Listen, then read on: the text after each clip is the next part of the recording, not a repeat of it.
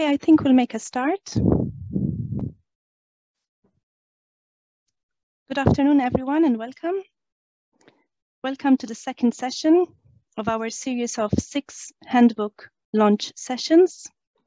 My name is Michelle Patch, and I shall be chairing today's session. Our focus this afternoon will be on the broad range of theoretical lenses in our toolbox, through which we can better capture the continuities, ruptures, and entanglements in EU-Middle East relations. Our esteemed contributors today are Ali Bilgic, Münevver Cebeci, Nora Fisher-Onar, and Hanna L. Muehlenhoff. I will only briefly introduce our speakers today to enable us to have more room for discussion after today's 4 presentations. More information on our contributors can also be found on the Amsterdam Center for European Studies link to this series of 6 Routledge Handbook launch series. Ali Bilgic is Reader in International Relations and Security at Loughborough University in the UK. He will be our first contributor to speak, followed by Münevver Cebeci, who is a full professor at the Institute of European Studies at Marmara University in Istanbul. Then we will have Nora Fisher-Onar, who is Professor of International Studies at the University of San Francisco, and Hanna, who is Assistant Professor of European Studies with a focus on Europe and the world at the University of Amsterdam. Ali will kick us off by analyzing the power of naming a geographical space and how this essentializes and instrumentalizes a certain Middle East for European Western geopolitical interests. Münevver will then explore how the EU constructs the Middle East in its relations with various actors. Nora and Hanna conclude today's seminar by analyzing EU-Middle East relations through the lenses of post-colonial theory and feminist and queer perspectives, respectively.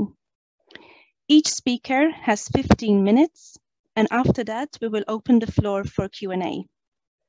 All participants have the opportunity to have their mic set on if they wish to ask a question or make a comment, but not your video. You can also ask a question by raising your Zoom hand or just pose a question on the Q&A function at the bottom of your screen. I will keep an eye on questions as they come in, and I look forward to today's session.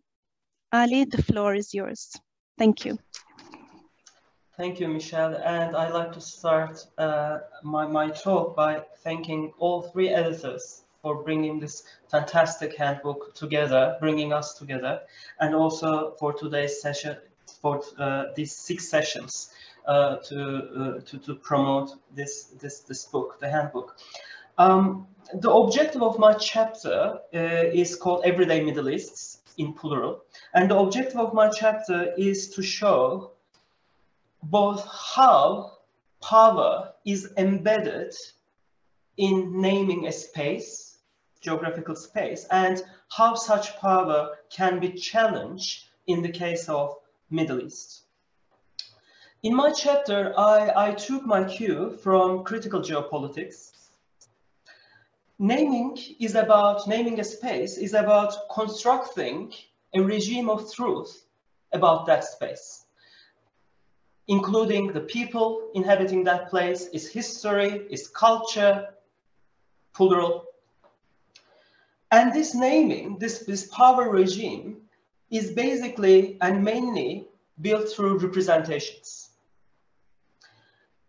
Representations, political representations, artistic representations, or scientific representations always distort what it claims to represent, always selects what and who and how is going to be represented.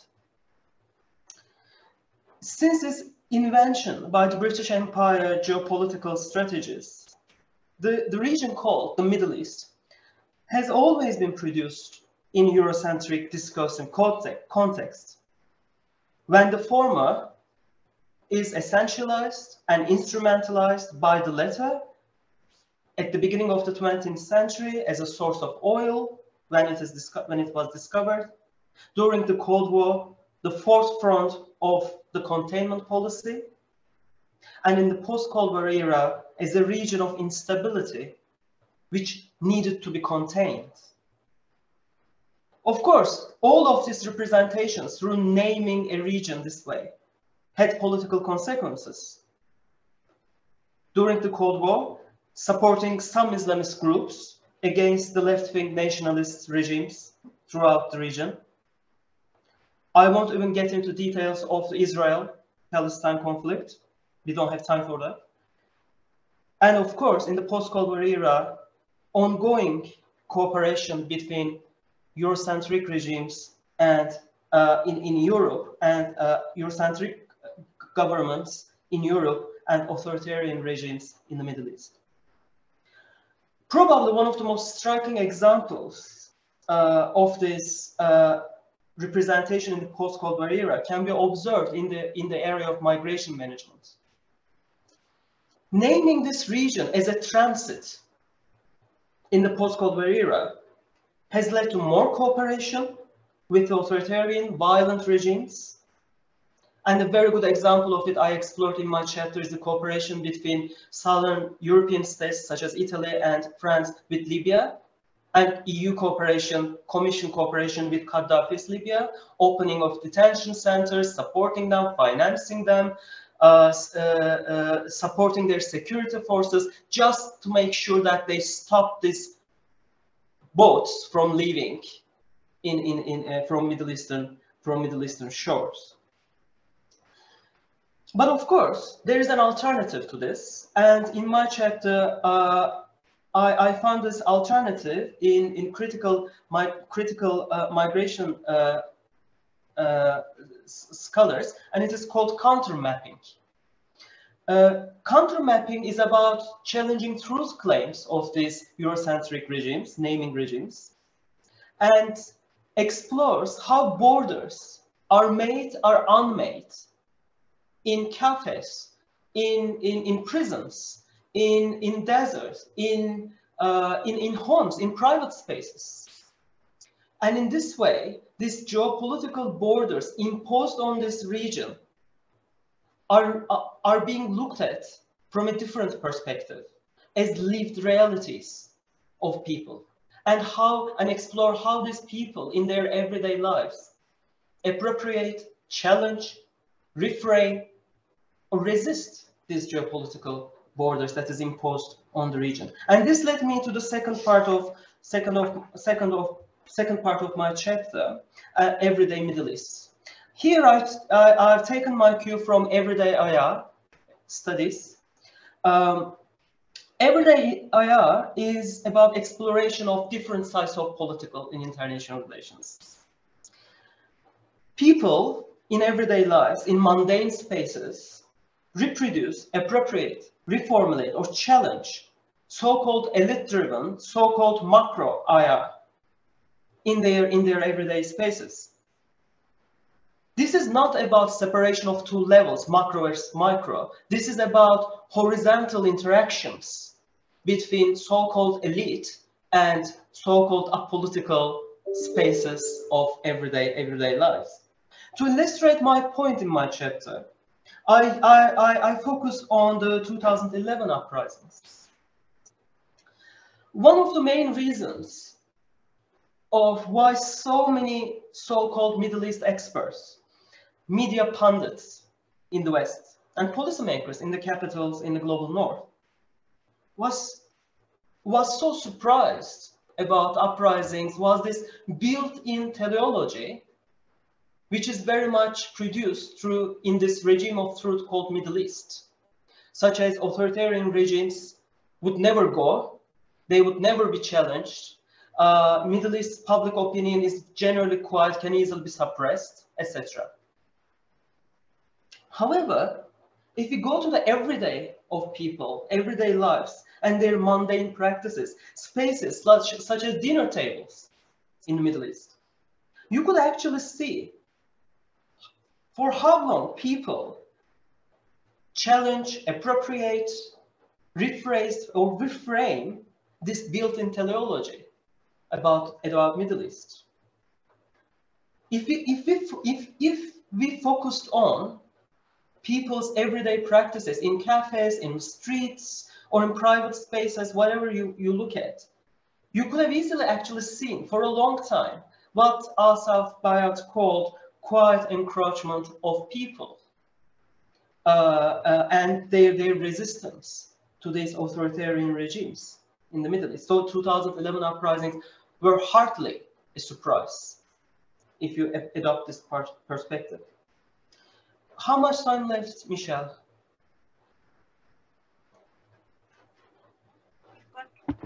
Sorry, you've got about 7 minutes, Ali. Okay.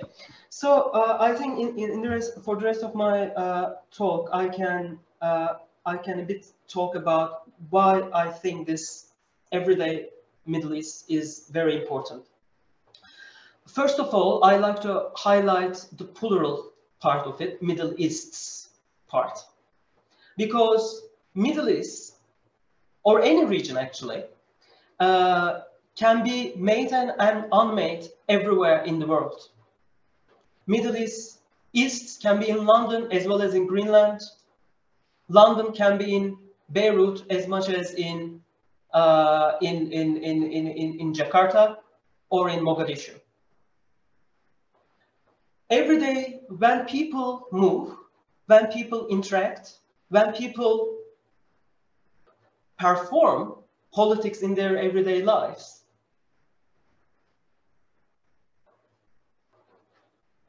they change something in the way that these regions were named by the so-called state elites, by so-called these Eurocentric geopolitical regimes of truth. The second reason why it is important to study is that nowadays, any news channel that you turn on, you see maps, you see arrows, you see, if you look at, of course, I'm talking about Russian invasion of Ukraine, you see states, arrows, maps, but people are generally represented in this as generally the victims of these geopolitical imaginations.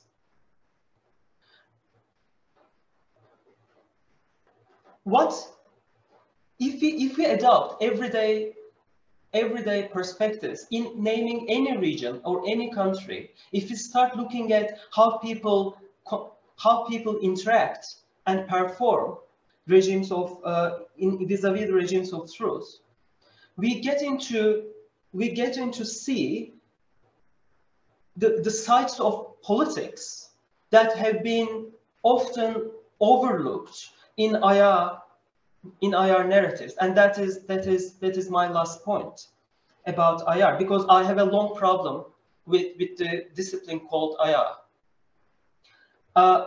In the way that we use certain words have political consequences.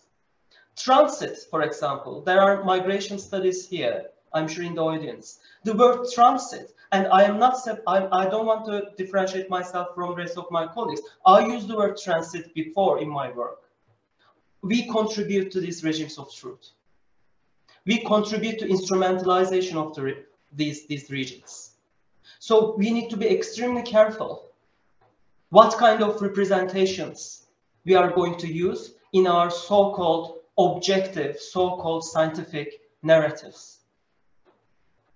And because all our representations make points about who should be represented and how they should be represented. So I'll leave it here. Thank you for listening. Thank you so much, Ali. And I think you've brought up a couple of quite crucial points, actually. And one of the things that perhaps we can open up later for the Q&A session is, how all this fits into the big discussion about IR and area studies, because you make me think a lot. Actually, there's so much value in area studies when IR is so poor, right? So that would be one of the things that I would really like to pick up and take on. But you raise a number of other issues that I wouldn't want to mention at this point, but thank you for that. I think you've opened us to a very interesting, session. So without further ado, I'll move now to Münevver, please. The floor is yours. Thank you. Thank you so much, Michelle. I would like to start by thanking our editors as well, because they did a great job in editing this handbook, which was rather challenging. I know it by heart. So, thanks so much for achieving this very crucial and difficult task. And also thanks for organizing these panels as well. Well, in my chapter in the book, I again used a post-structuralist framework to reveal how the EU constructs the Middle East. There, different from Ali's approach, I took on an approach based on the main binaries, the major binaries used or employed to mark the difference between the Middle East and Europe, and the Middle Eastern other of Europe and the EU Europeans in that regard. So the major binary in that regard was, for me, the superior Europe, inferior Middle East binary. And actually, Michelle was very inspiring. Michelle's work was very inspiring for me, as she referred to the construction of the Mediterranean partners of the EU as learners or adopters of European norms. So it was a good point for me to proceed from. So in that regard, what I did is that I looked at the three dimensions in which EU-Europe constructs the Middle East as such. The first one is the security dimension, second, political cultural dimension, and the third is the socio-economic dimension. Because the Middle East has always been constructed as Europe's other, based on the differences in its cultural, political, socio-economic, and security characteristics, where it is portrayed as dangerous, and the Middle Eastern peoples are portrayed as incapable of political change, and finally the region is depicted as socio-economically backward. So the thing is that while the Middle East is depicted as such, Europe is represented in totally different ways, where an ideal image of EU-Europe is portrayed. And on the other hand, Europe is also portrayed as vulnerable to challenges posed by the Middle East. But not only the Middle East which is out there, but also the Middle East which is in Europe. So in that sense, there are three ways of representing the Middle East as such. First, a dangerous Middle East which is out there, and then there is an intertwining of the Middle East and Europe due to historical ties, geographical proximity, as well as interdependence between the two shores of the Mediterranean. And finally, there is the Middle East, which is inside Europe, and equally dangerous. To quote Solana, that has the potential to have knock-on effects on the streets of Europe. So this is how I started my research for this chapter, and I mainly used the EU's multilateral documents, especially published between the years 2003 and 2019. I especially looked at the neighborhood policy documents with regard to the South in general and with regard to the South. I looked at the Union for the Mediterranean documents and strategic partnership document, and apart from that, I also looked at the EU's unilateral documents, which mark its foreign policy, such as a European security strategy and the global strategy. I also supported my research with a speech by various European leaders and EU officials in that regard. And my major argument is that, most probably it is not something new. People who read my work already know it, but the major argument that I make is that the EU's constructions of the Mediterranean reflect at the same time a reproduction of the EU's image as ideal. And also this feeds into the EU's asymmetrical approach towards the region as such, which represents a continuity in the sense that Europe is represented as superior vis-a-vis its inferior Middle Eastern other, just like in colonial times. So, so this is the major argument that I pursued, and in that regard, now I would like to move on to the first dimension, which is the security dimension. And there we see that the Middle East is always perceived as dangerous by EU-Europe. Issues change over time, but the perception remains the same. So the EU has a rather securitized approach towards the Mediterranean in that regard. And regional conflicts are always there and mentioned in various EU texts, underlined as sources of other problems, other security problems as well. And then we see with September 11th attacks, especially, we see terrorism and proliferation of weapons of mass destruction taking the security agenda of the EU in this regard, especially to be followed by London and Madrid attacks. These are very much underlined with regard to the Middle East as threatening. And also we see a rather dramatizing discourse there, where the Middle East is referred to as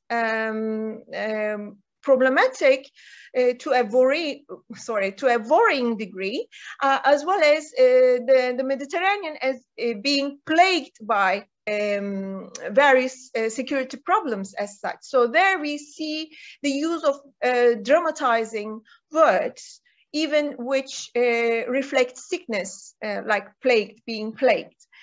So in that sense, that shows us how the Middle East is actually constructed by Europe. Then with the Arab uprisings, and especially after the Arab uprisings, we see irregular immigration taking the scene this time, coupled with the threat of terrorism, of course, with the establishment of ISIS and the developments that followed.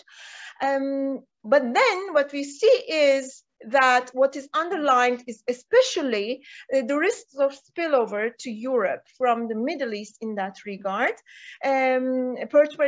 especially through perpetrating terrorist attacks in Europe, and the Middle Eastern people perpetrating terrorist attacks in Europe. Then again, I looked at the speeches, as I said, and also official texts, and there Solana's statements are important, if you ask me. So, for example, he says security in the Middle East has a direct impact on security in Europe, as the Middle East is increasingly present in European city centers. So this reflects the Middle East in Europe as dangerous as the Middle East, which is outside Europe.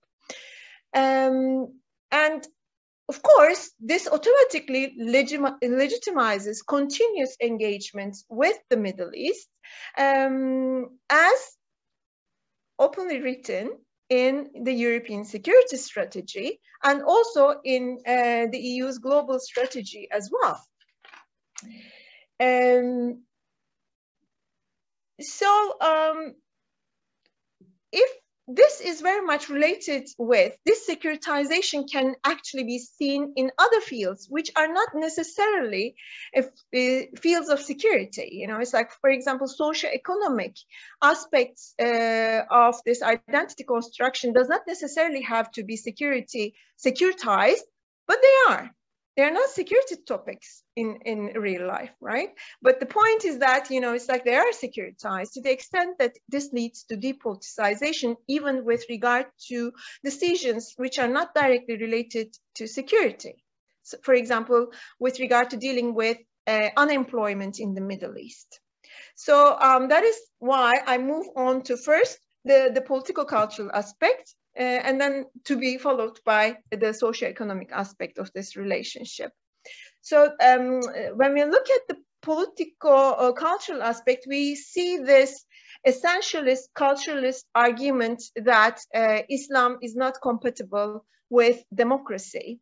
And we see that this argument just dominates the European perceptions of the Middle East, especially in its policies towards the Middle East. That is why we can say that the EU was actually, quote, unprepared for the Arab uprisings, right? So in that sense, what I saw as very interesting in the EU text, especially produced after the Arab uprisings, is that the EU always starts with praising itself.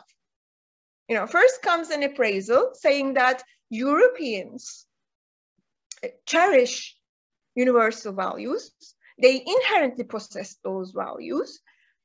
And then, you know, depicting the Middle East as having the hard task of adopting those values or internalizing those values. And here comes the point where Michelle's remarks become all the more important when she says that the Middle Eastern other is seen as the learner and adopter of norms. And this pertains to a directly asymmetrical relationship where there, on the one hand, there is a superior Europe which sees in itself the right to be teaching the Middle Eastern peoples how they should adopt democracy or internalize it. But this democracy that they talk about is their notion of democracy. So this is what is very interesting in the text, because although they say that, you know, it's like they don't try to offer a model to the Middle East in that regard, they actually do so by introducing deep democracy as a concept. Then again, you know, it's like the wording is very interesting because it even goes further to say that the EU has a proud tradition of supporting democratic transformation and offering expertise in this regard, a proud tradition.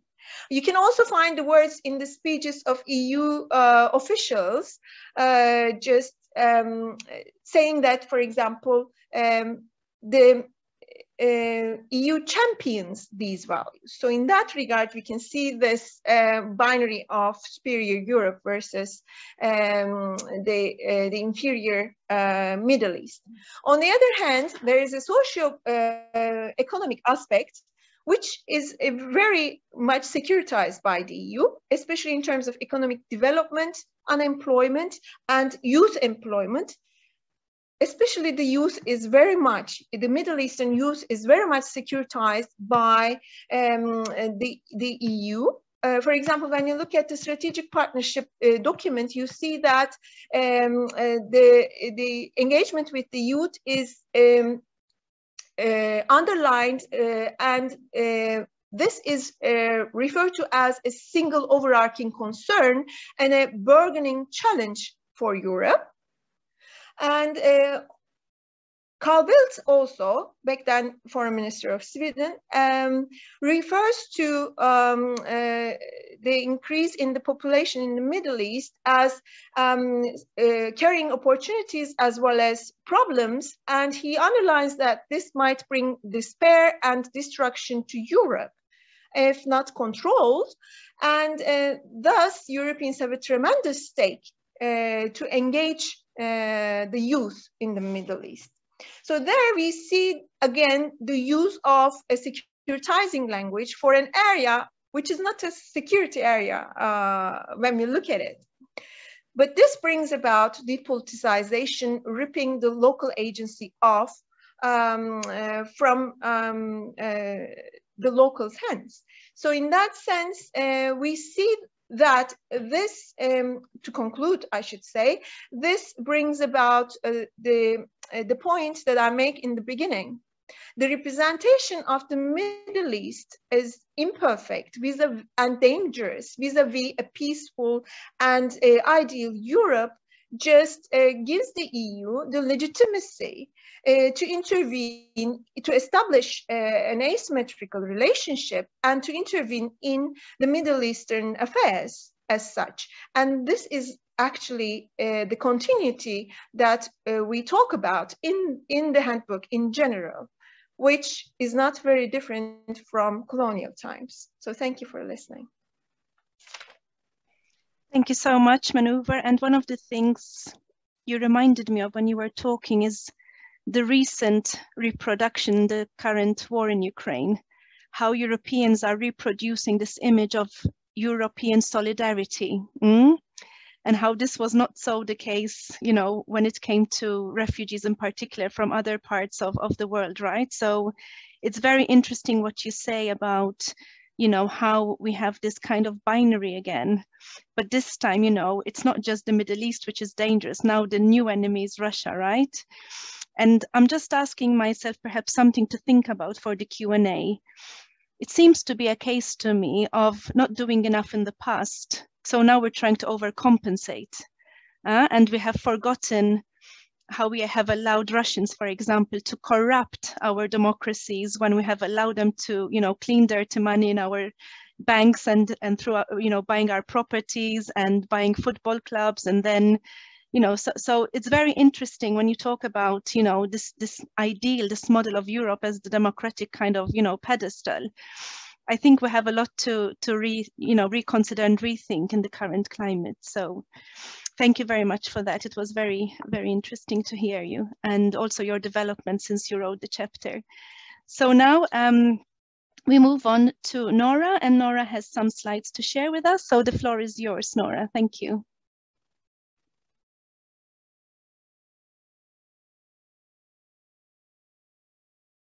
Muting myself, there we are.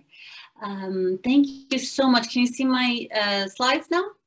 Yeah, excellent. And I just want to echo the gratitude of the other speakers, to the editors of this volume and organizers of this event for giving us an opportunity to think about these things, to write about them in concert with each other. What I'm going to say, you know, very much echoes and picks up on strands of what Ali and Münevver have said already.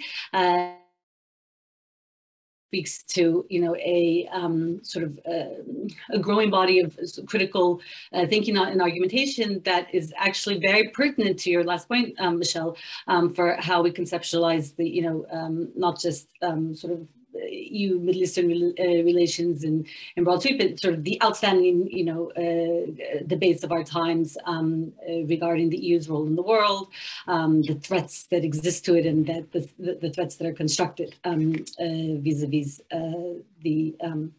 the other, be it the Eastern others or Southern others. So I'm going to actually take us back a little bit historically and kind of try and put into context some of these sources of the type of reasoning, the type of erasures that Ali talked about and the type of othering that Münevver talked about, by drawing on post-colonial theory as a source of inspiration for rethinking EU Middle East relations, but also the EU's relations with sort of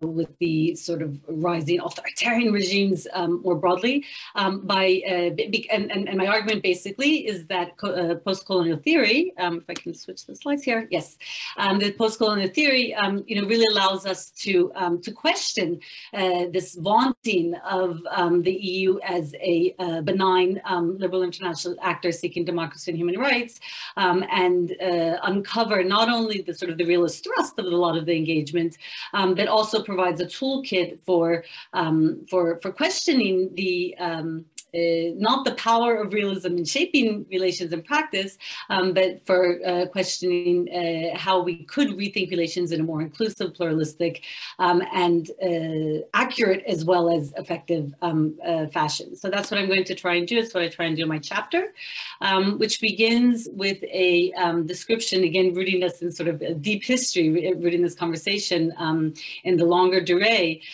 So, you know, the patterns that Ali Münevver talked about have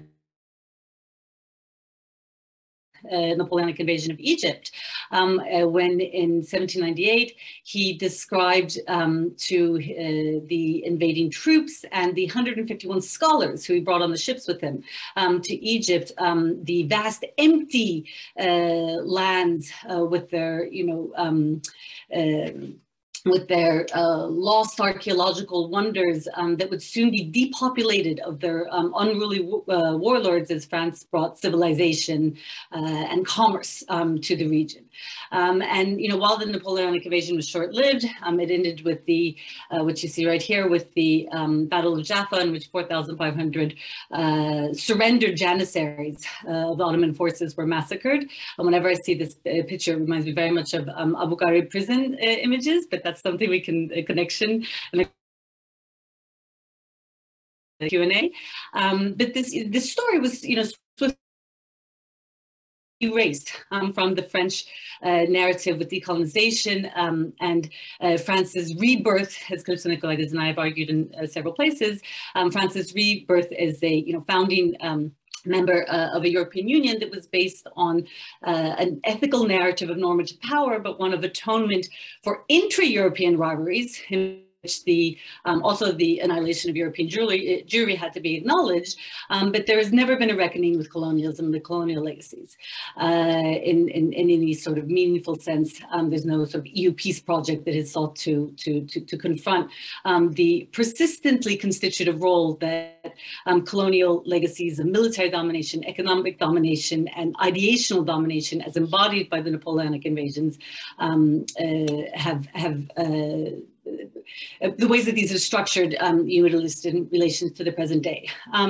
You know, but of course, people in the Middle East and in all parts of the world where European colonialism was practiced have thought about this a lot. And so there are multiple clusters of post-colonial thinking, and in the chapter I go into these very schematically because obviously it's a very rich corpus that can only I can only gesture to. But from sort of Caribbean, Pan-African, and Black Atlantic thinking, that's one cluster. Of course, Edward Said, most pertinent to the Middle East, Edward Said in Orientalism launches another cluster of thought that draws from some of the same sources of inspiration as Münevver's post-structuralism. And then also clusters of post-colonial or decolonial critique in South Asia, with the School of Subaltern Studies that borrows from also European critical social theory, and then Latin American indigenous critiques from Oceania, from across Latin America, all of which kind of come to this question of how this asymmetrical relationships of violence and exploitation have been constitutive of both the realities of people on the ground in these regions, but are also constitutive of Europe, the Middle East within, as Münevver said. And so I basically do this kind of very light approach of this sort of thought, and extract several concepts that I would advocate we could use in classrooms, that we can also use in policy conversations, to think about about processes of co-constitution and that experience. So these concepts include Stuart Hall's idea of clarité, which is the sort of the assemblage and the mingling of colonial and colonized in the histories, cultures, and even very embodied experiences of people within the post-colonial world and in Europe as well. The Duboisian notion of double consciousness, which refers to this sort of amazing amazing capacity of colonized peoples to be able to think in multiple registers, to be able to think with the hat of the colonizer, because that has been imposed onto constituent structures like education systems, economic systems, political systems, while also registering the visceral and sort of quote experiences on the ground.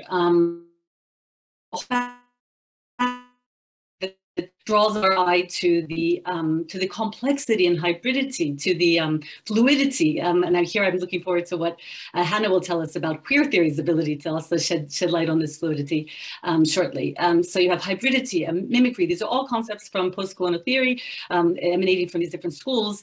That can help us to challenge the erasures of co-constitution and confront the violence by which this co-constitution took place towards relationship that recognize this relationality. So just sort of very briefly, I know, how much time do I have? Nora, you have 7 minutes, and please just be aware that sometimes your connection is coming out and in. So perhaps if you can just maybe stay a bit stable. Yes. I don't know, because you seem to be, when you're coming close to the screen, it seems to be stable, but when you move away from it, it seems to play about. Okay, I will try. Okay. Hopefully this will work better. And in my remaining time, so again, I'm going to go through very schematically. Of course, I invite the audience to engage the chapter and the book, which, parses out all of these sources and arguments. But basically, all of these different sources of post-colonial thought, they emerge autonomously in different places and at different times, but there's family resemblances to the political programs and the international relations that they authorize. And so we see this crystallize in sort of international relations practice from at least 1955 onward. This is often referred to as the Bandung moment. This is the Asian African conference that brought together a group of nations that came to identify as the non-aligned movement. They wanted to be associated neither with the former colonial West or nor to be controlled by the Soviet bloc, and so the communist bloc. And so this large gathering of post-colonial nations kind of launches in spirit, if not so much in practice, a set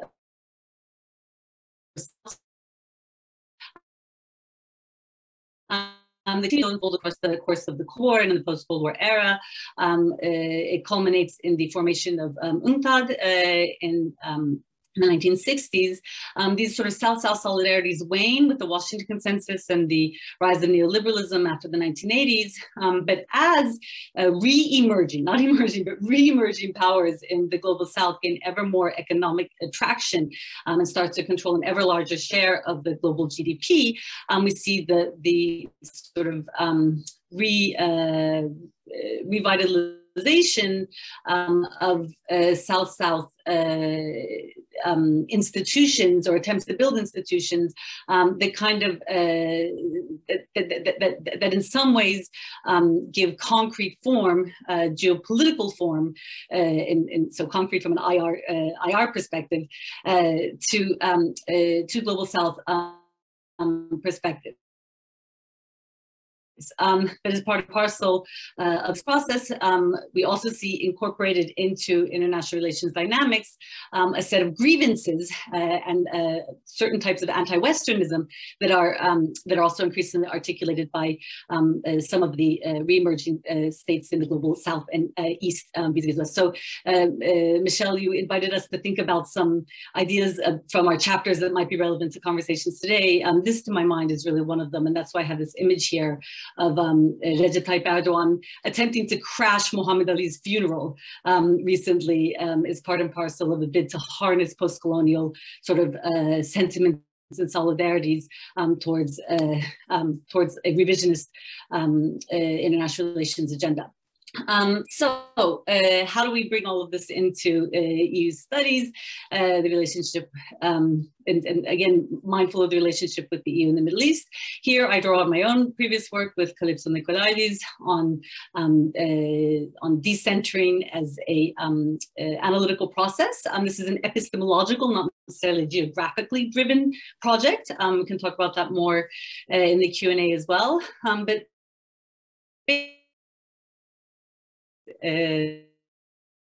Everything you can do, everything in the world you can bundle into 3 bullet points if necessary. In 3 neat steps, we call for recognition of the non-universality of EU perspectives, even within the EU. We call for engagements of a plurality of perspectives and reflexivity vis-a-vis the plurality of perspectives on issues of a geographical and regional perspective. Oops, I think my connection is unstable again. But also again reflexively within the context of recognizing the others within the EU. And then we call for reconstruction towards a more inclusive multilogue, or I recently saw a publication by Giorgio Shani calling for a plurilogue of about international relations. So I apply that logic very briefly. I apply it to why liberalism needs to be decentered, and in so doing, we can recognize Middle Eastern and Global South agencies in the Constitution of Europe. So this basically is a way to sort of debunk the exceptional story that Münevver was talking about Europe's benign power. I also call for decentering through these 3 steps: provincializing engagement and reconstruction, provincializing realism. This I find quite interesting and pertinent to our moment, because obviously the EU is having a sort of realist turn right now with given what's happening in Ukraine vis-a-vis Russia, and even prior to the Russian invasion.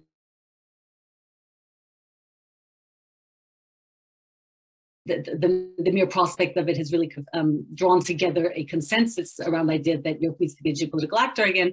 I would argue that a decentered approach can help the EU think through how it pursues realism in a more critical and reflexive and productive fashion. I don't have time. Ultimately, my argument is that if you provincialize realism and liberalism by recognizing that both frameworks were forged in the crucible of European state building and colonial practices since the early modern era, and if you recognize that that was all implicated in colonialism, then it does open up, again, drawing on these insights from post-colonial theory like hybridity and mimicry and créolité. It does enable us to recognize that plurality of voices out there that Ali and Münevver were talking about in the form of, say, the role of labor and unions and the role of labor of human beings trying to cross from North Africa to Europe. It opens the mind to their humanity. It's kind of shocking that this needs to be underscored, but it does over and over again. Likewise, it can recognize the real plurality of women's activism in the region that in many ways could be aligned with EU agendas, but right now the way the EU frames its engagement, it sort of privileges a certain type of women in the region, and also positions the EU as the white sort of white savior. That's another thing we can come to in the Q&A. And then likewise, to Münevver's point, by recognizing that the incredible diversity, with not just within Islamic faith practice, but within even people who explicitly identify with the variant of Islamism, how diverse a group of people this is. You pluralize the number of actors with which you can engage, rather than with secular or Islamic strongmen, which has been the tendency, and you delegitimize those who feel disempowered. Moving forward, I have two other pieces that we can talk about again in the Q&A, where I've sought to advance this logic, one of which is a forthcoming article with Daniela and other wonderful colleagues on the site of migration that everybody keeps mentioning is an arena where it can be really productive to think about co-constitution, whether your source of inspiration is critical geopolitics, post-structuralist theory, or post-colonial theory, or queer theory, and feminist theory, as we hope to hear soon. And then also my own work on the way that post-colonial grievances are tapped by, often somewhat cynically, by revisionist mediated great powers like Turkey, Iran, Russia, and China towards advancing their attempts to rewrite international order that we see are alive and well today.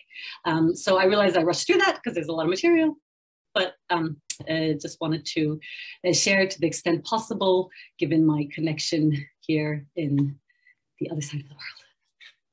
That's all.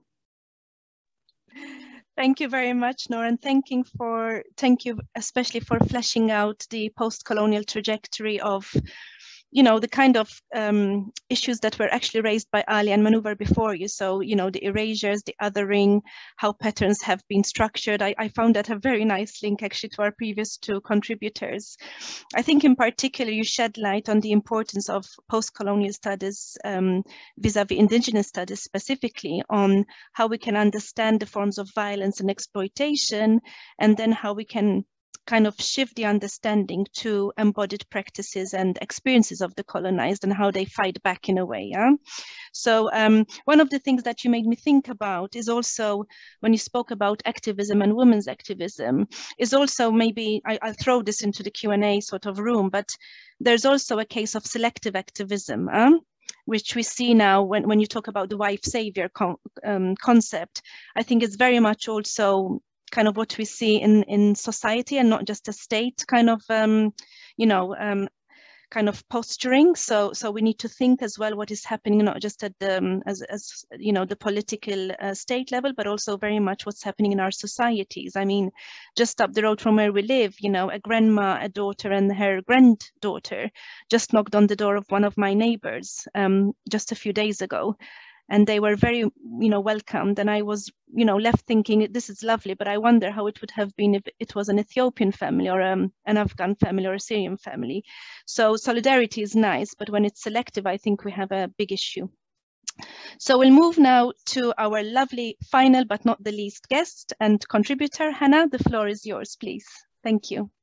Yes, thank you, Michelle. And also for me, thank you to Dimitris, Daniela and Michelle for inviting me also to contribute to this great project, and congratulations on doing such a great job. And thanks for having me on this panel. I feel very honored to be here with these great colleagues. So thank you very much. And I'm going to share my screen, and I have a presentation that's much more boring looking than Nora's was. Can you see it? Was it just like the half screen? Yeah. Okay. Yeah, so I think I will also pick up on many things that have already been said and just kind of try to argue for why I think that we also should inject a feminist and queer perspective into these debates, which really, yeah, could just kind of bring out some other aspects, but also really very much, yeah, fit to the things that have already been said. So in my chapter, I'm trying to kind of suggest how we can use feminist and queer perspectives in understanding the EU-Middle East relations. And I'm just going to walk you through some of the main points a little bit. And yeah, some of the themes will sound already quite familiar, I believe. So I kind of start the chapter with kind of thinking about the state of the art and thinking about the feminist literature on EU-Middle East relations. And there is actually a lot of literature out there that's very concerned with women and women's rights and gender equality in the Middle East. And this topic also already came up several times here. So there is quite some literature there. And this literature, on the one hand, sees that the EU's concern with women's rights, that's also, you know, very much present within the EU. So there's kind of a nice mirroring there between what the EU's doing, focused on, and also what also our scholarship is also kind of occupied with, something also to reflect upon maybe. But the youth concern with women's rights often translates either into human rights funding, which is kind of one area of research, so civil society funding that's focused on women's rights, or it translates into the support for women's integration into the workforce, so to the integration of women into the market economy. And that's kind of another area in which the EU is very active, and also on which there's quite some research in relation to women and gender equality. There's some research, but to a lesser extent, on LGBTQI rights promotion in the context of EU Middle East relations, also especially in relation to Turkey. There's quite some research on that. And if we look at the work that there is also engagement with critical theories. So on the one hand, I think there's Foucauldian literature that points at the governmentalities within these kind of funding instruments of the EU, that is kind of interested in how specific ways of governing projects are transferred to other actors. It's kind of critical of this kind of projectization of rights issues. And also is interested in kind of this neoliberal approach to rights.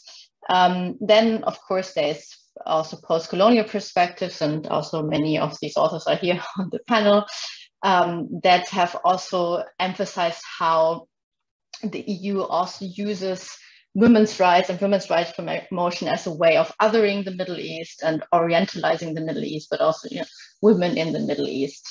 But also actually men, as we will come to later. I think overall the literature has already kind of demonstrated that the EU approach is not very perceptive of the complexity of women's lived experiences abroad. And this was also already mentioned, that there's kind of, there's maybe an understanding of secular women's rights groups or Islamic women's rights groups. But even there, I think there's quite some still lack of understanding there. But there's not a very complex understanding of the situation in different contexts.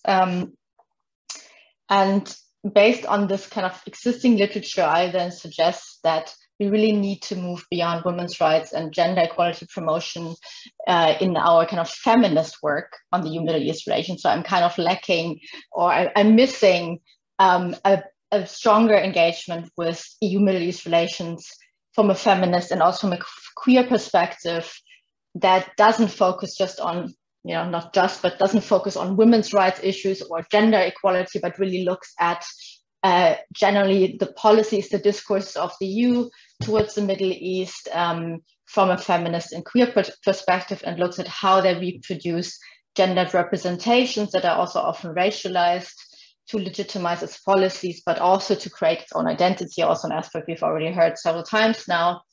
And this also implies that we move beyond these kind of human rights promotion policies, and also maybe move beyond the focus on the European neighborhood policy, or in the case of Turkey, there would be, of course, enlargement policy as a core focus, but look more at how also other policies, and it was already mentioned, migration policy, of course, is one a sphere. Also, Ali has done a lot of work on this, or also EU security policies are gendered and racialized, but also sexed in their discourses, practices, and effects.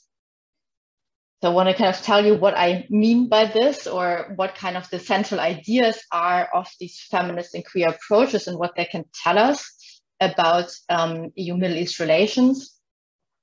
And I start with the assumption that international politics are gendered and sexed, and I follow here the work of Cynthia Weber. To give you kind of one example that has come to my mind in the past weeks, also relating to the terrible situation in Ukraine. I think there we can see now extremely clearly how kind of the private and the international are connected. So there's a situation that men in Ukraine between 18 and 60 years old cannot leave the country, but are supposed to fight in Ukraine. And I think it's quite clear how this is, of course, extremely gendered. There's an assumption there that men will have to fight for their country, for their nation, but also that their partners, women are carers, and women and children have to be protected. And of course, it's also very heteronormative kind of assumption implicit here, but also there's assumptions about sexuality in here. So if you already think about a gay couple with children, that would already kind of challenge these ideas of who's caring, who's not caring. But even then, that's still kind of relatively heteronormative idea of family. So different ideas of family and caring do not have a place here in these kind of constructions and ideas. Well, of course, I understand gender and also sex as socially constructed, and its meaning is produced for everyday discourse and practice, and gender is always a relation that's constituted by power difference and hierarchies. And based on this, I say that we should ask rather, how do EU policies disrupt or produce racialized categories and hierarchies of gender and sexuality? So what kind of gender is actually envisioned in policy, instead of saying, are these women's rights promotion policies effective, but rather also interrogating what is actually here being promoted and what is kind of excluded. And I suggest in my chapter, especially, that two ways or two ideas from feminist and queer theory are interesting for doing so. And the first one is the idea of how protection works in international politics.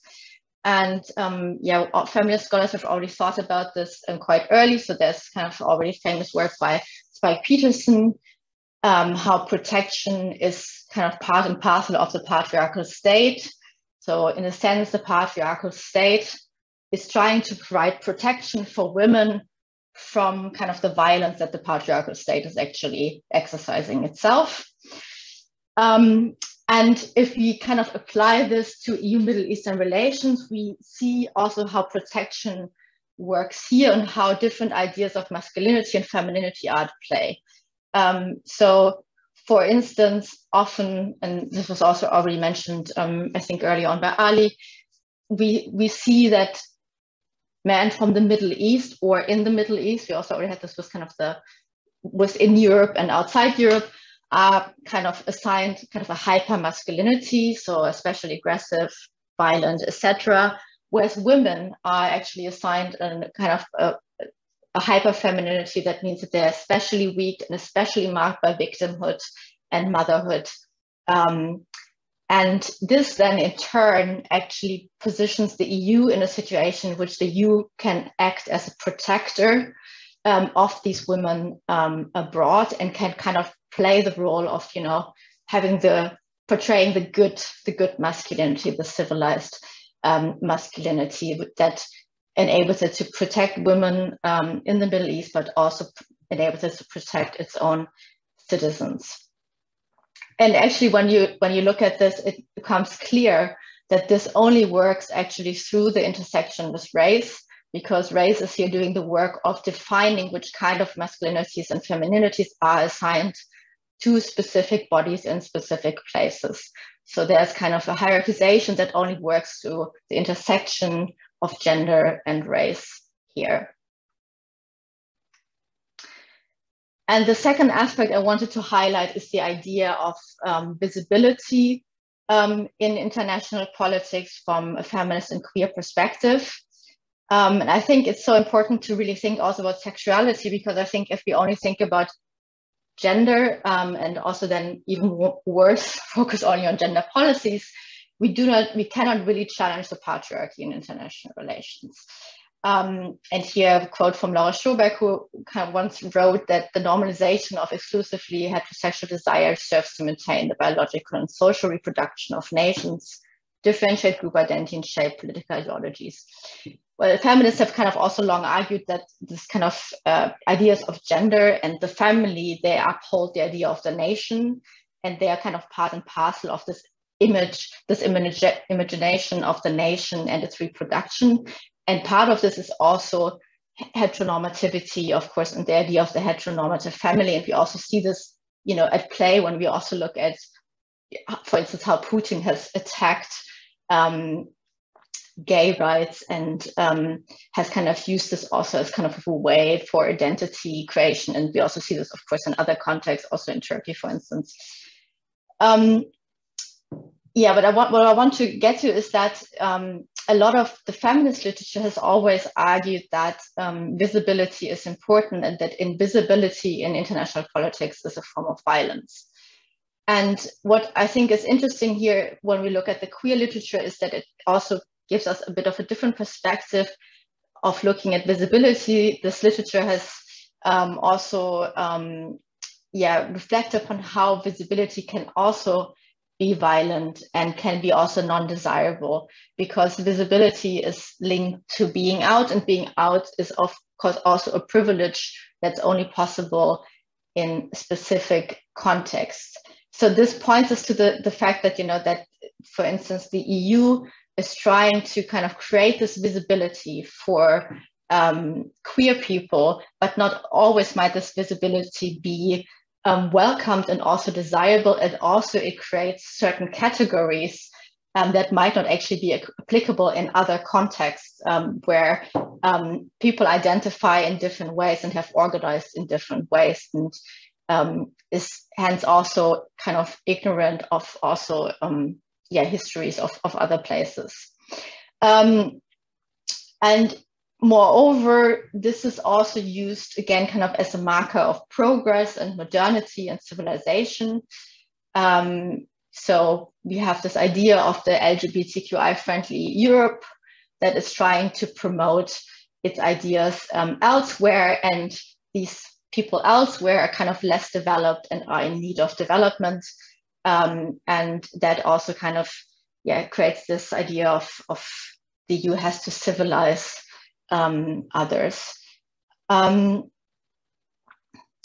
addition, I already kind of mentioned this. I think what's really central, and it connects also, I think, maybe to what Nora was talking about in her presentation, is that there's really that it's a very specific kind of queerness or transness that is being created here, that does not maybe that includes people that do not identify in these ways and do not fit into these specific categories in these specific places in which the EU is being active. I mean, that's also, of course, very context specific, and it's also very generalizing to talk about it in this way.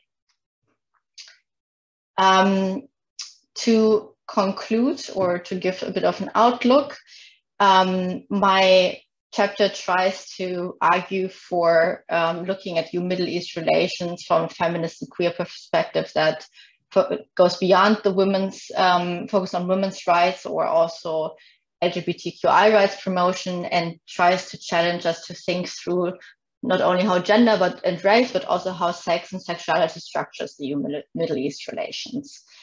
And I already pointed at the ambiguous politics of protection and visibility that play a role here, and the ways that sexuality also contributes to othering and identity making in international politics. And I think this is very central, because otherwise we might end up reproducing the patriarchal international order at the expense of justice in international politics. So the commitment in the end is to on the one hand study what is silent, so as feminists would say, right, to make kind of the invisible visible, but also moving to centering the stories of people, but also acknowledging that there's not one story, and that's of course often quite complex when talking about these things in these kind of broad ways of EU Middle East relations, and we need to really study this in very specific places with their histories and specific contexts. Thank you very much. This was from my side. Thank you very much, Hanna. I think one of the takeaways for me, apart from the very nice connections you made to the previous contributors' notions of representations in particular. I think there is this kind of call in your work to use these two theoretical lenses to take seriously the politics of identity. But also I think there's something about the EU's own invisible toxic masculine violence in the constructions of the Middle East. So I'll open the floor now to questions from the audience. We already have a couple in the Q&A section. So the first one is to Ali, and it's from Paul Arts. And the question is, if I may read, you rightly quoted Assef Bayat's notion of quiet encroachment, but shouldn't one admit that Bayat was one of the very, very few who saw the Arab revolts coming? Ali seems to argue that he also predicted the uprisings, but isn't he, just like so many others, using the benefit of hindsight? So that is the first question that I would like Ali to take. And then from an anonymous attendee, we have one from Münevver. And the question is, do you, Münevver, think there is a difference between Western Europe and Eastern Europe when framing the Middle East? Since in your presentation, you talked about Europe as one undifferentiated entity. How do you explain, according to your research, that the EU's discourse on the Middle East as a threat has not changed despite waves of protest in many Arab countries? So I think we'll start with those. Ali, please. Thank you. Yeah, sure. Thank you, Michelle. Thank you, Paul, for the question. No, that is not what I was arguing here, and I actually don't care if he used benefit of hindsight or not when he was formulating that concept. I like the concept quiet encroachment of people. Why? As a discipline in international relations, we love spectacles. We love big shows, big events, wars, revolutions, big events, scandals. We not only love them, we feed on them, we suck them, we build our careers on them. And then when we are done sucking those spectacles, we move to the second one, the next spectacle. When you focus on the spectacles all the time, you sometimes miss the nuances, differences, the little things that led to that spectacles, and what happens after the spectacle as well. I'll give you one example. Yesterday, I spent my afternoon in Derby in a hotel. In August, you remember what happened in Afghanistan, right? That terrible, terrible spectacle that we all witnessed what happened. Britain brought thousands of people from Afghanistan. They put them in hotels. In March, they are still in hotels because we moved to the next spectacle. Ukraine crisis, refugee crisis. You know what they did? They reframed that hotel as their home. Literally, I'm not joking it. They literally, when you enter the hotel, you turn into, you see a place that is where Afghan people live in their daily lives. When I was talking to them, they were bringing me some tea, they were bringing some food from the kitchen. They reappropriated the place. That's what I meant by quiet encroachment of people. Why can't we study that as Middle East? Yeah, and actually that's not very quiet either. Maybe we can reframe what Asaf said earlier. It wasn't very quiet, it was very silenced because we silenced them. Thank you, Ali. Münevver?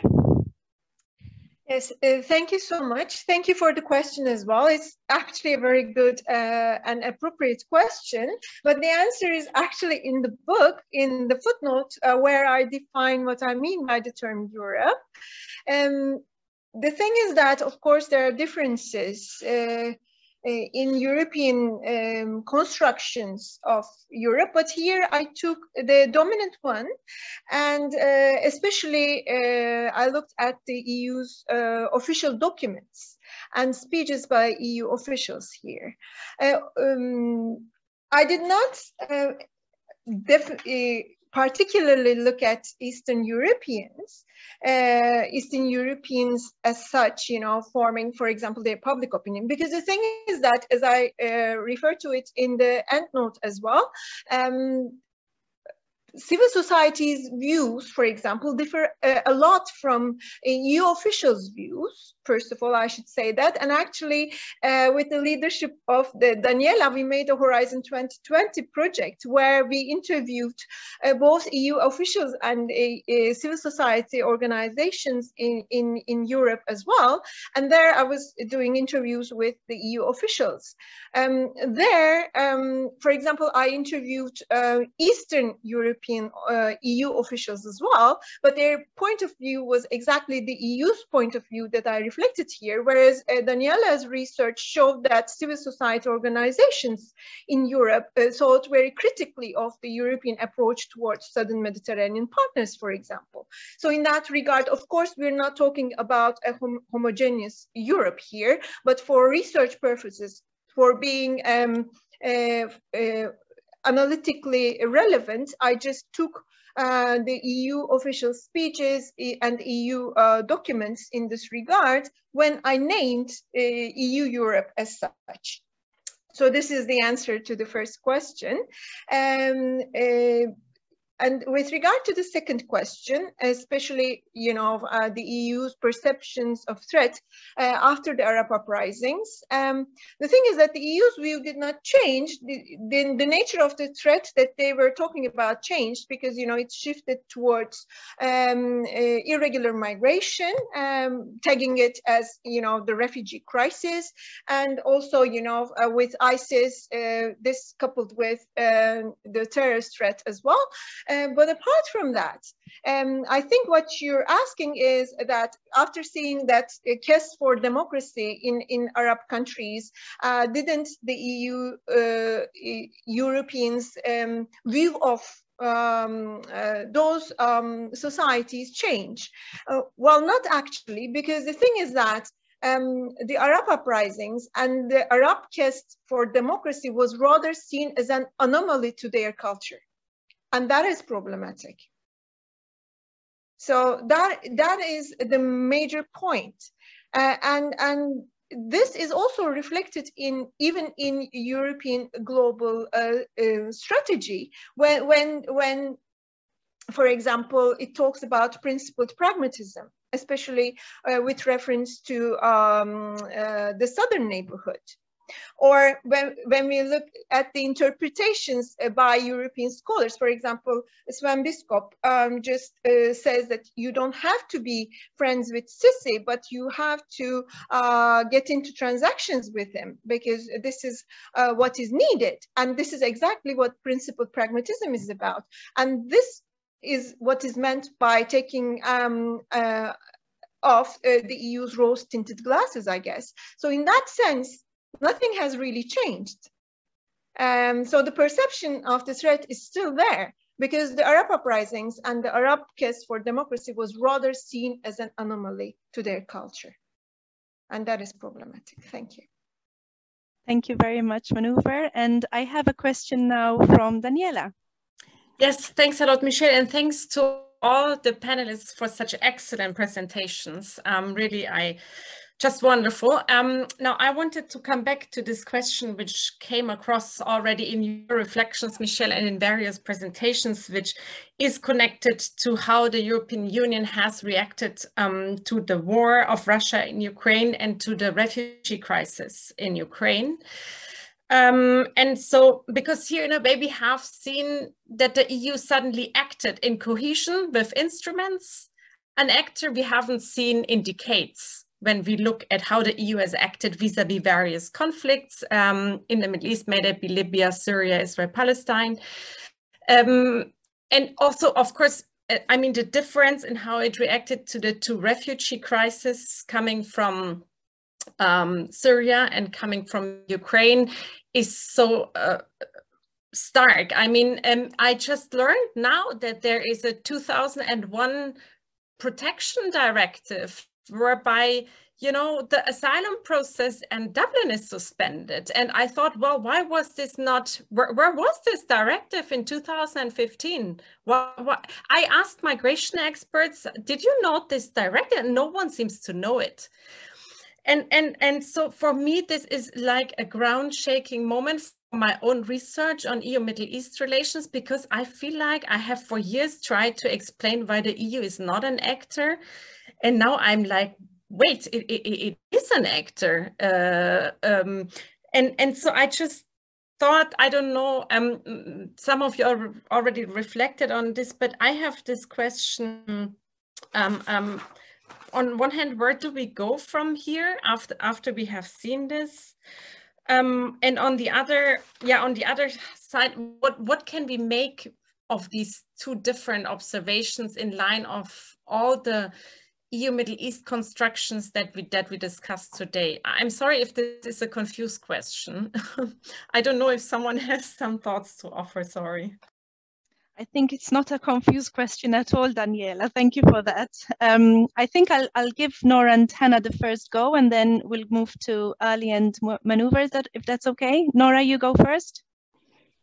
Sure, yeah, there's so much rich food for thought in all that has been said, and especially this last question. There's indeed kind of a stark observation that I think is animated, you know, even when I look at things like, I'm old, so I still use Facebook, and when I look at the Facebook feeds, right, about who has adopted the Ukrainian flag within their imagery, and I've noticed, for example, that a lot of people in the Middle East who I know are intrinsically sympathetic to the plight of Ukrainian peoples, refugees, and so forth, have refrained from using this sort of performative display of, you know, quite inconsequential solidarity, because I mean, yeah, the contrast is just so stark, right? It's so deeply racialized, it's so obviously racialized, and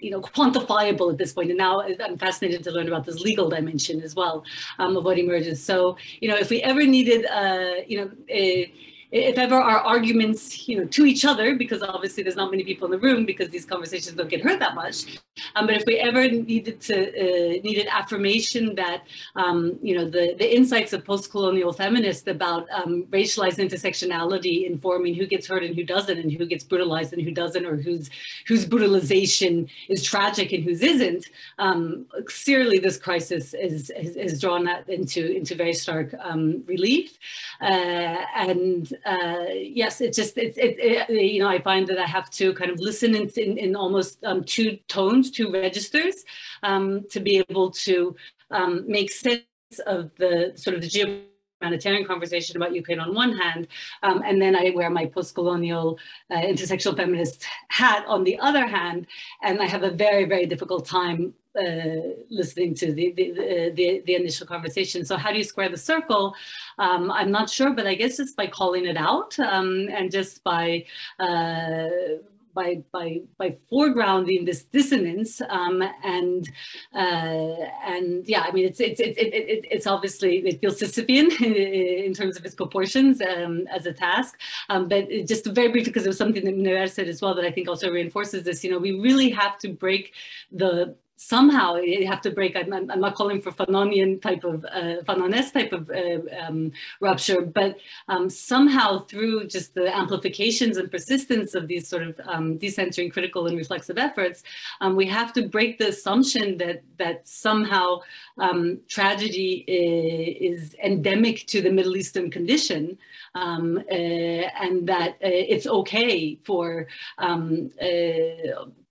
you know, to employ liberal or realist frames to perpetuate the systematic kind of, you know, suppressions and violence that is committed, and the enabling of violence within the region towards other people in the region, on one hand, and just recognize the hypocrisy on the other. So anyway, I don't know if that was very clear, but I see an analytical answer and some ethical sources and even some practical policy-making sources. That's the part of my work that I find the most difficult, is kind of to build that bridge, but I do see pathways you could do it in sort of intersectional post-colonial and feminist thought. But yeah, getting uptake of those insights is never-ending battle. Thank you, Nora. And I'm not on Facebook anymore, but I think the first group we need to call it out on is our own academic fellows. So Hanna, what do you want to say on these very important questions? Yes, thanks very much. And yeah, I mean, I couldn't agree more with what Nora and Daniel already said. I mean, what I also find, or where I have a lot of unease with, is really there's also this praise for now European unity, and which I think, again, because it is so racialized, the response and selective to this war and to the refugees coming from Ukraine, that I mean, I think there's quite a danger of reinforcing or even further building up this idea of kind of superiority, European superiority or civilization in some sort of way. I mean, obviously this, this is great that refugees are being, that this temporary protection, I think this is what it's called, directive, is being used. But I have a lot of unease with kind of this whole portrayal of the EU at the moment in this kind of way. And I think it's happening because of the kind of racial dimension, but also it's happening because some Eastern European countries, such as Poland, they are also on board with this because it also fits their narrative. So here we actually have some sort of, I think, coalition or consensus between member states coming from kind of different ideological positions where kind of the liberal and the populist somehow meet. And I see a similar thing in the field of security policy, which I've also been observing or analyzing for a while, where we've already had this kind of, this consensus. This was kind of the only field where more cooperation has been possible in the past 5 years, that there needs to be more invested in security, or that the security of the union, as I always say, is under threat. And this is really accelerated at the moment, obviously. And again, that's also a field where we have somehow an alignment of interest of the more kind of center liberal governments with kind of the populist governments that maybe before didn't want to invest so much in it, but I think now obviously we see this play out. And I think we have a very kind of, I think, Münevver, you already pointed to this. I'm really happy to hear other people having similar reactions with this idea of you finally being a real power and seeing the geopolitical reality and acting in this way. And it's of course extremely masculinized and militarized, and that's, I think, always dangerous for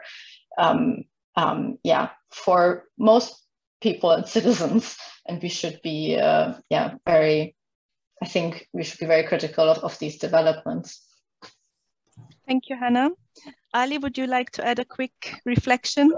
Just very quick, because it's 4:30 now. This war has given Europe and the West in general an excellent opportunity to produce itself as the liberal power of the world again after a decades-long shaking of that role. But probably I don't need to tell this to this group. I'm sure they are also following this as well. The story that is being told about West is not the story that we have been told in the West. Many people are mentioning Yemen, many people are mentioning Palestine, many people are mentioning Darfur genocide, Aleppo, etc., etc. So new Cold War is about to start. We know that, and it will be fought also in Middle East, also in Africa, not only Middle East. Sorry, some Western states are going to struggle a bit. Thanks, Ali. And Münevver? Yes, thank you. All has already been said, most probably. But what I can add is that, I'm not surprised, because this was the case with terrorist attacks as well. Because whenever, for example, there's a terrorist attack in Turkey, it's like nobody puts the flag of Turkey in Europe on their Facebook accounts, right? Profile pictures. But you know, it's like when it happens in Europe, then it's a whole different story. So, so this is the same thing going on. So there's continuity in this regard as well. And then, you know, it's like, interestingly, the answer to the question that was asked to me by one of our participants is also answered here with this, because the Eastern Europeans' approach to Middle Eastern refugees and Ukrainian refugees differ hugely. So in that regard, actually, they behave in the same way as Western Europeans in many regards, and sometimes even in a more conservative way than Western Europeans. Thank you. Thank you so much. And we're almost on time, just 2 minutes over. So there is a very interesting reflection by Nora. I'm just going to read it just in case you haven't seen it, Hanna. But Nora says, I want to learn Hanna's take on Zelensky's performance of counter-hegemonic yet liberal masculinity and its relationship to EU actorhood. So I think we need a drink together in person at some point, because I'm also intrigued by that question. So you can actually address that really well as well. Thanks, Nora, for that.